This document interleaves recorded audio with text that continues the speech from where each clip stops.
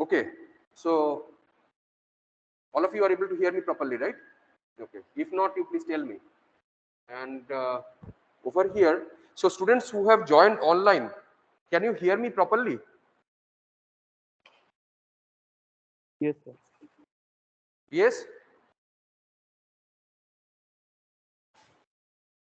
Okay. Yes, sir. So, so if at any time, any of you, offline or online, you are not able to hear me, you should point out immediately.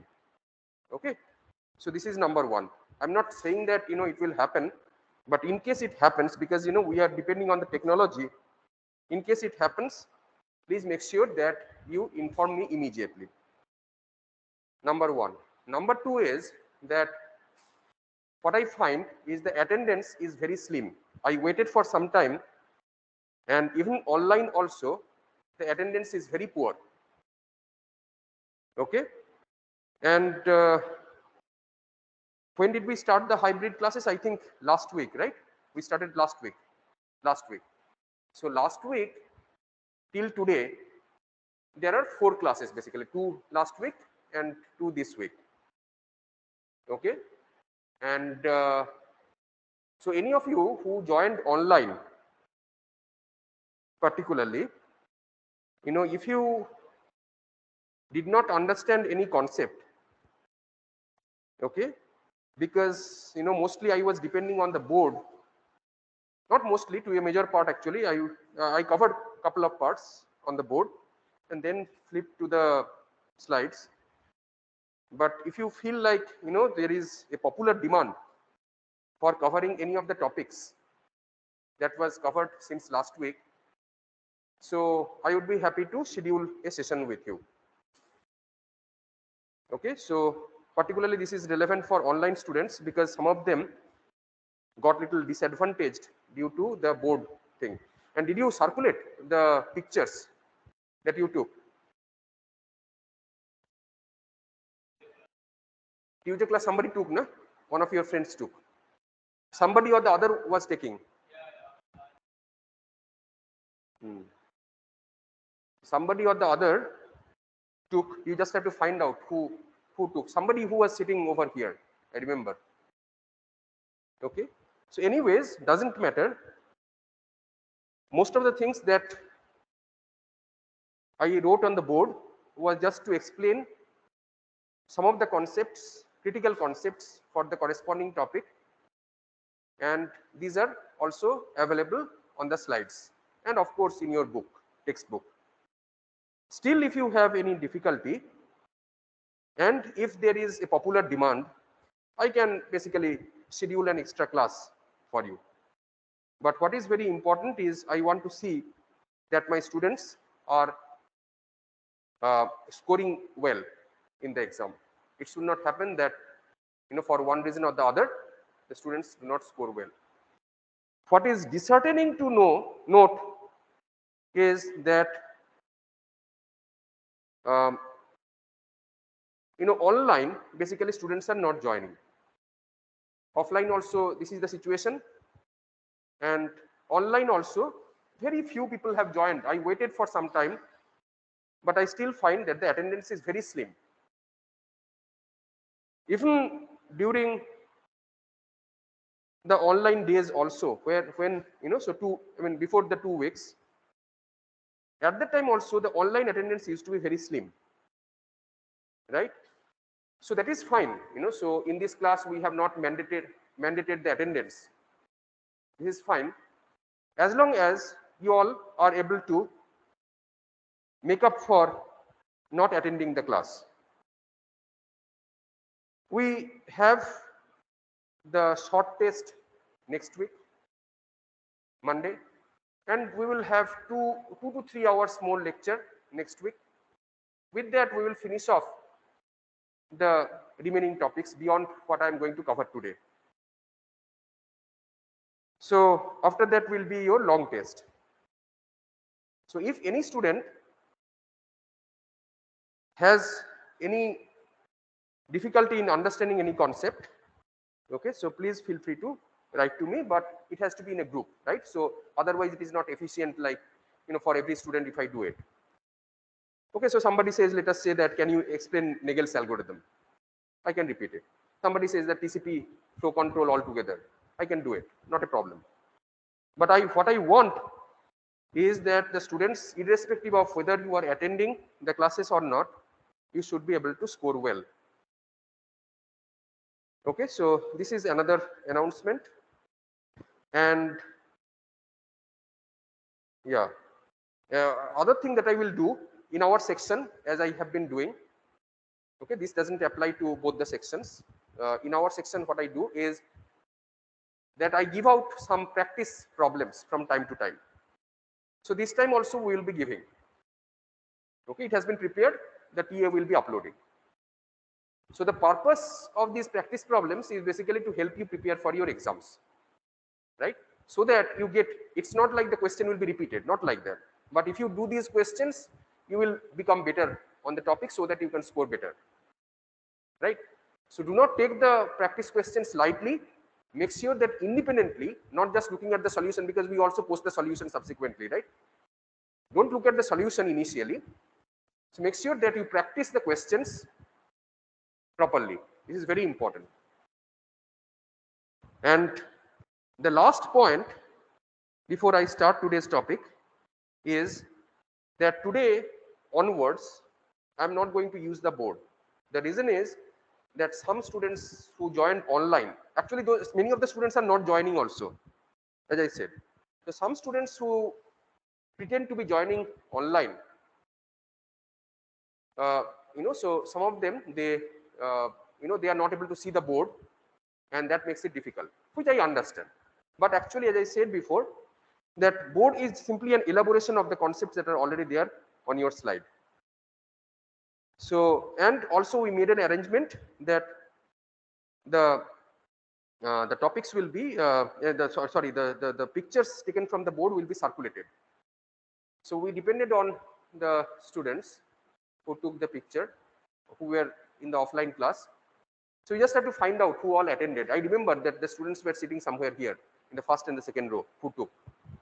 Okay, so please find out who were sitting there. Okay. And in the very first class, I remember the TA was also sitting at the back. So I think she also took something, but I'm not very sure. You find out. Huh? First class you have got, only the second class. You just send a, you broadcast the message. You know networks, right? You broadcast and find out who has it. Okay. So unfortunately, the students who are over here, so we will have to depend only on the slide. Okay, so not like before. So we'll restrict only to the slide in the interest of all the students of the class. Let me just have a quick check how many students have joined even after like 20 minutes.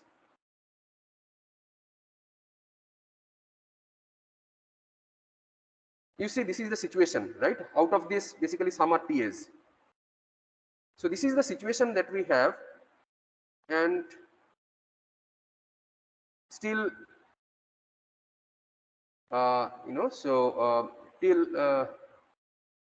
still basically, students are not joining. Basically, it is a problem with the habit of not joining classes. That is the main problem. It is not offline, online. It is the habit. Okay, so anyways, let us get started. And if at any time anybody is not able to hear me, any kind of problem, point out immediately. Don't wait until few classes, then you start pointing out. By that time, so many things have already happened.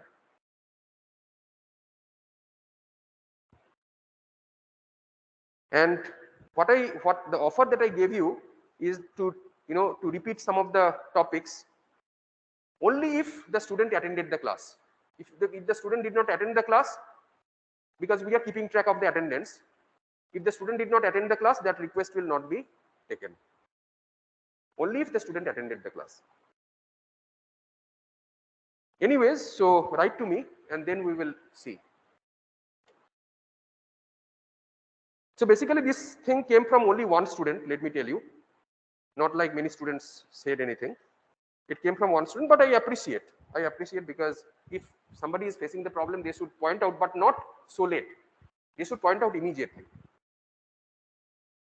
Because we are taking, you see, what happens is that offline classes, you know, we have to come to the class, we are doing the board work, and after so much of hard work, you know, after a couple of hours, somebody says that, okay, this is the problem. Then repeating everything is very difficult. I cannot repeat like that, right? But still I will do out of generosity. Not that I will, you know, anyways, not that, you know, I will have to do it, but out of generosity I can do it. Okay. So let us start today's topic. We will cover two protocols today. One is called UDP, the other one is called DHCP. Okay. So UDP protocol, all of you have been experiencing in your lab classes. So we will cover only some nitty-gritties, because as you remember that UDP is a transport layer protocol, and you know TCP is another transport layer protocol which we have covered so far, and TCP is a protocol which is connection oriented, reliable, etc., etc. Whereas we have UDP, which is not connection oriented, connectionless, less reliable, etc. So TCP is our partner of choice for majority of the applications. However, there are certain applications where, you know, you do not really need to go for the extra overhead that TCP brings along, right? So whenever you are going for handshaking, etc., it comes with an extra overhead, right? So in some applications, it is perfectly fine, you know, if you do not need that kind of reliability. If the packet gets dropped in between, that is fine. You know, the application can still tolerate, right? So nowadays it is not exactly so, but previously applications like video streaming. So if one frame gets dropped somewhere, the video quality will not be greatly affected, right? But nowadays actually, due to the quality requirements and many other factors, you know, so UDP may not be the protocol of choice for streaming applications. But there are many other applications where you are sending a query, whether the device is alive or not. You do not get a response, for example. Is it so critical? You do not get a response, you know, you send it once again. It is not time critical application anyways. So in some cases, basically, you know, UDP protocol could be the protocol of choice in the transport layer and not the TCP protocol, because TCP is more reliable, but it comes with an extra overhead. That is the problem. So UDP is another protocol. It is more or less similar to TCP in terms of its purpose and so on, but there is a small difference which makes its characteristics different from TCP.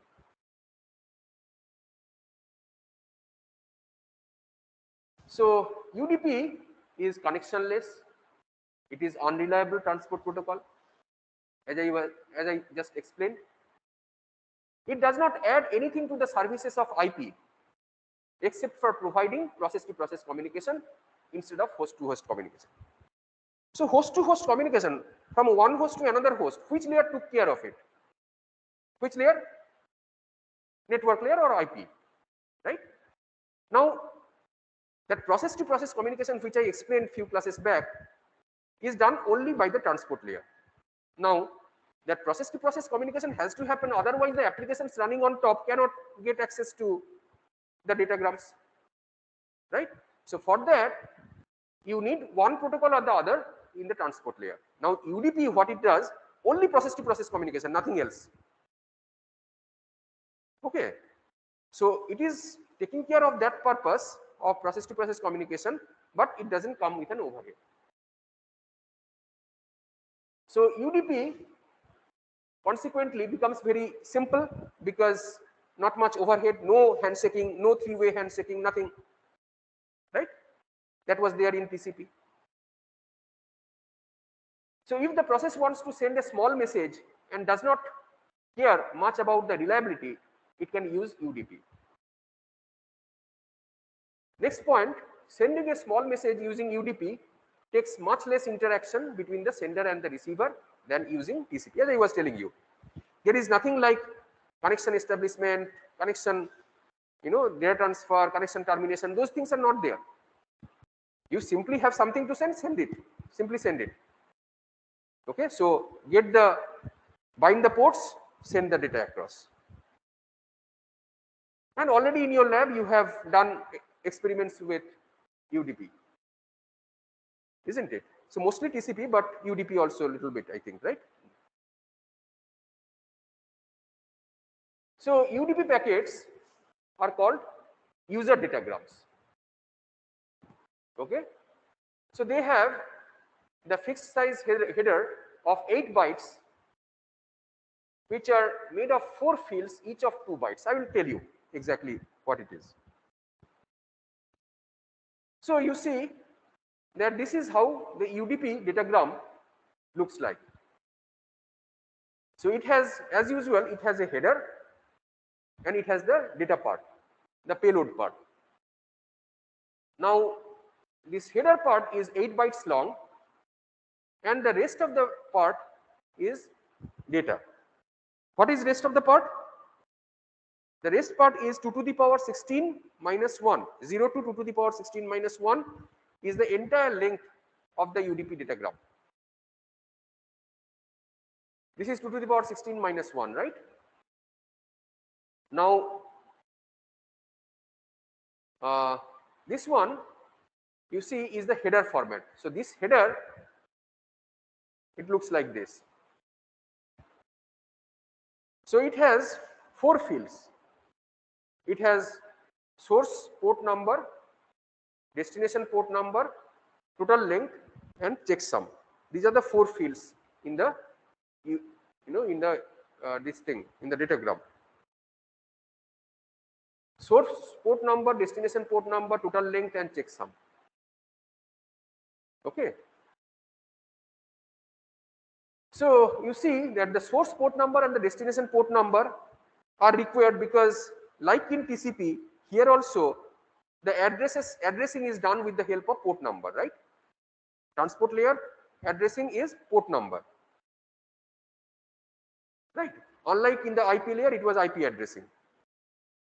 So port number, source port number, destination port number are required because you want to have this process to process communication.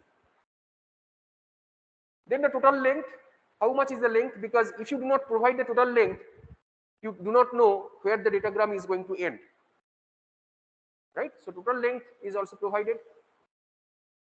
And then the checksum, right? Checksum is for this error detection, etc.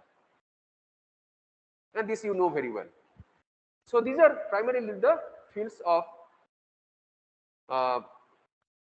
this thing. Excuse me, sir. Yes. So I think the slide is frozen. I can see slide 1 here. In the Is screen. it? Slide did not change. Okay, sir. Okay. Sorry. Sir, here I can see slide 1. Only slide 1. That's strange. Slide 1. We have already flipped 2 slides.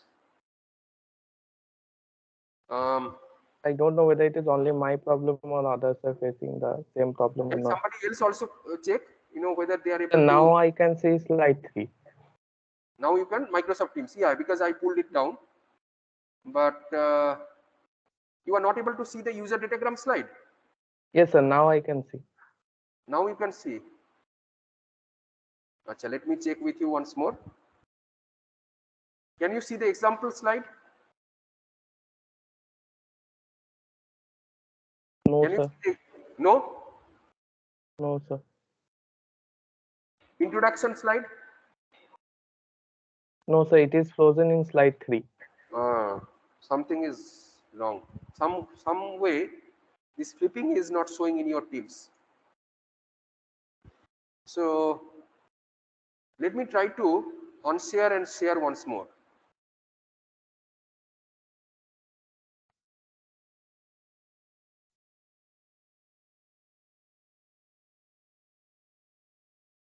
Acha, let me do the entire screen. Let us see. What do you see? Slide 3. Now what do you see? Yes, sir. Now I can see the slide 4, example slide. Okay, that's good then. I think the problem is resolved. Okay, so user datagram. So, so this is what I was telling everyone, that basically it is like this, the header part and the data part, and then you have for the header, the format is source port number, destination port number, total length and checksum. Okay, so this is the header format for this thing, and it's 16 bits long. So 0 to 2 to the power 16 minus 1. Now let us do this example. So it says that the following is the content of a UDP header in hexadecimal format, like this. Okay. So now the question is, what is the source port number, what is the destination port number, what is the total length of the user datagram, what is the length of the data, is the packet directed from a client to a server or vice versa. Can you quickly work on it?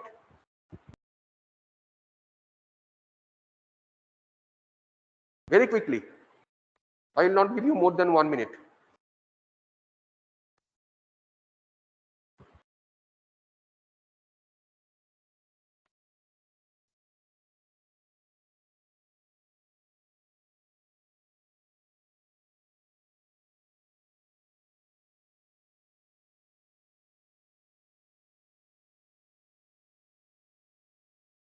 I want to finish it off as quickly as possible, this thing. So don't take too much of time, because the other topic is very important, DHCP. So we need to start that very soon.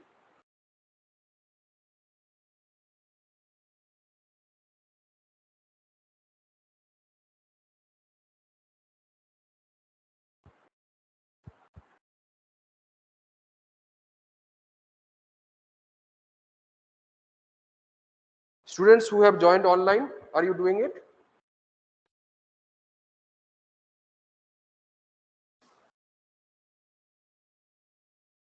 Animesh, did you do it? Yes. Tell what is the source port number?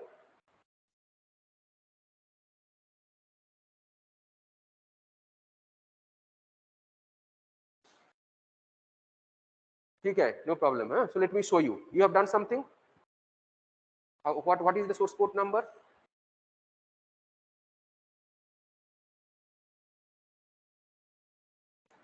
I am not able to hear you. So I hope that you are able to hear me properly. Okay, so it's okay. So the first, you said 4, right? First 4, correct. So the first 4 hexadecimal numbers. Okay, so CB84. So it will be what? 52100. This is the source port number.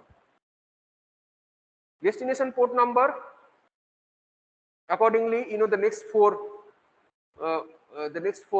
this thing digits, basically hexadecimal digits, so which is 000D, which will be 13. Like this, basically, you know, you get the other fields also according to the questions that are asked. Okay. Now, what are the services that are provided by UDP? First and foremost, the very basic thing is process to process communication.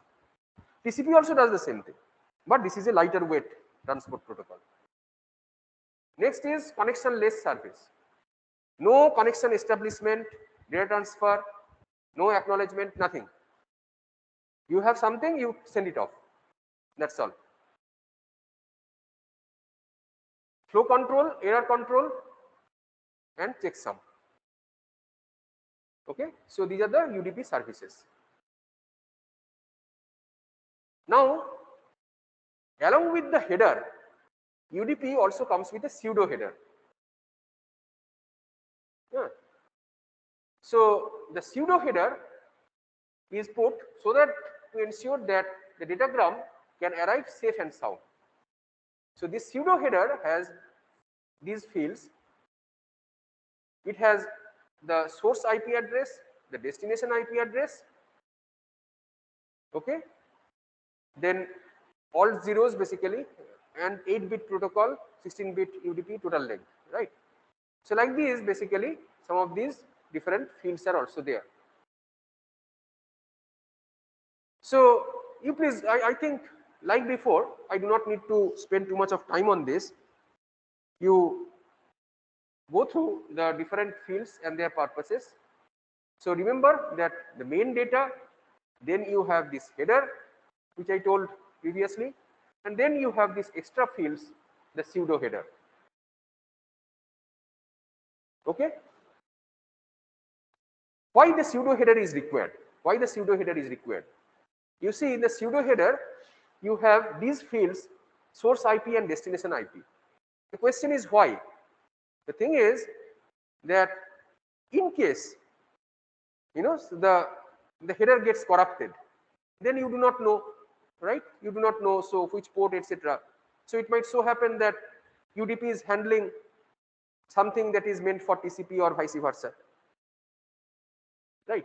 So that is the reason. So if the IP header is corrupted, it may be delivered to the wrong host. So you need to basically have this information just to ensure.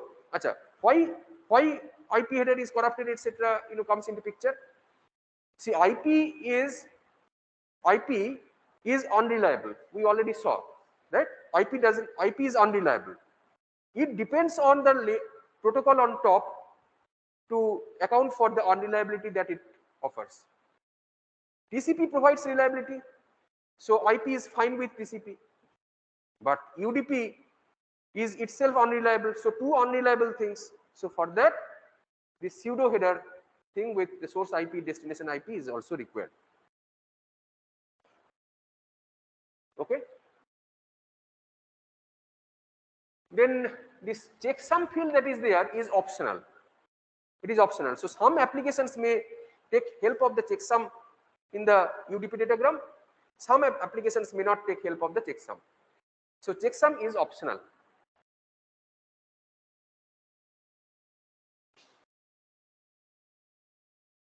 Acha. So the sender of a UDP packet can choose not to calculate the checksum. In this case, the checksum field is filled with all zeros before being sent. So if the checksum field is not used because it is optional, all zeros will be occupied in that particular field. In the situation where the sender decides to, sender means the sender application, decides to calculate the checksum, but it happens that the result is all zeros, the checksum is changed to all ones before the packet is sent. Okay. So this is basically this thing. So here also with the checksum, basically there is an example. I'm not going through it, but the solution is also given. Go through it yourselves. Then comes the congestion control. UDP is connectionless. It does not provide congestion control. So here UDP assumes that the packets that are sent are small, are sporadic, and it is an assumption that the applications that are using the services of TCP, they are not going to send, they are going to send small packets only, which are not very time critical, etc. And they cannot really create congestion, right? So that is the assumption. So this assumption may or may not be true today when UDP is used for interactive real-time transfer of audio and video. So next comes the issue of queuing. In UDP, the queues are associated with the ports. It's not like the host has the queue. In the ports, basically, you have the queues that are maintained. At the client side, when the process starts, it requests a port number from the operating system. Some implementations create both an incoming and outgoing queue associated with each process. And other implementations will create only one incoming queue associated with each process. So these are some points, no concept, only few points, few features that you should remember about UDP.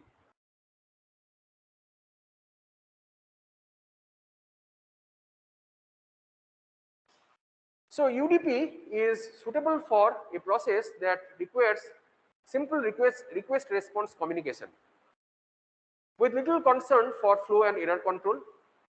It is not usually used for a process such as FTP that needs to send bulk data. In FTP at the application layer, if you are using UDP, that's not a very good idea. You have already got some assignment on FTP, right? So you know. It's not a very good idea because some of the data, if it is lost, that's not a good idea, right? But there is another protocol called TFTP, which I'm not sure whether you know or not. This TFTP protocol, Trivial File Transfer Protocol, okay?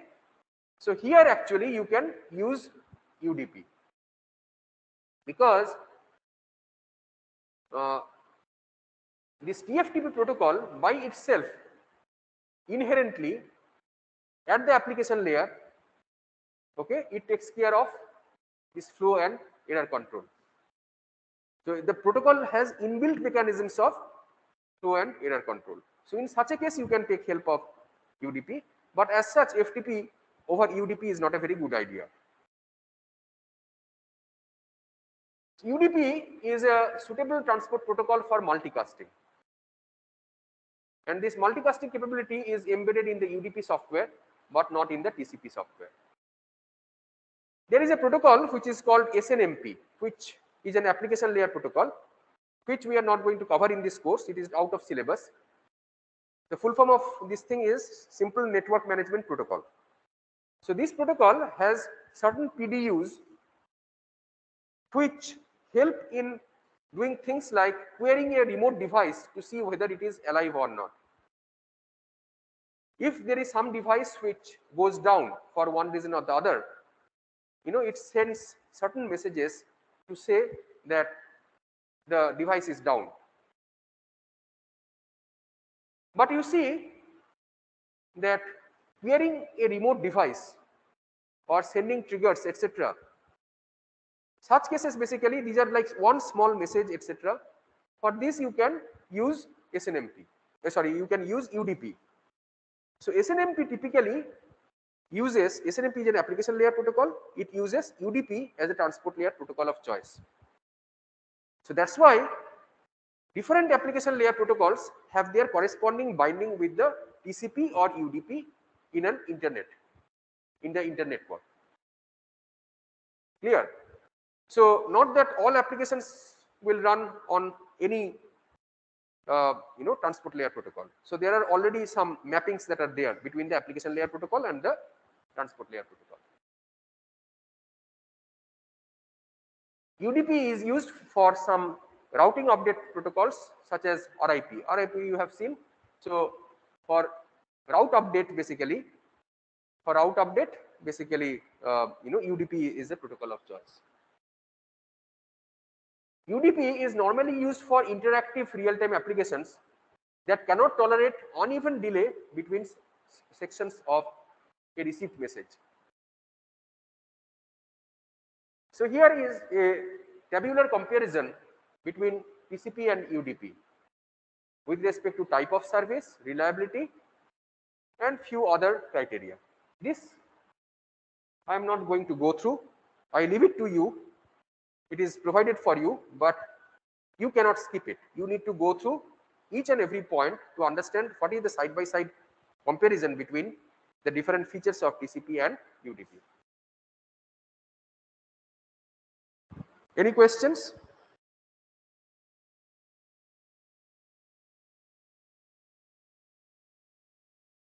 Online students, any question?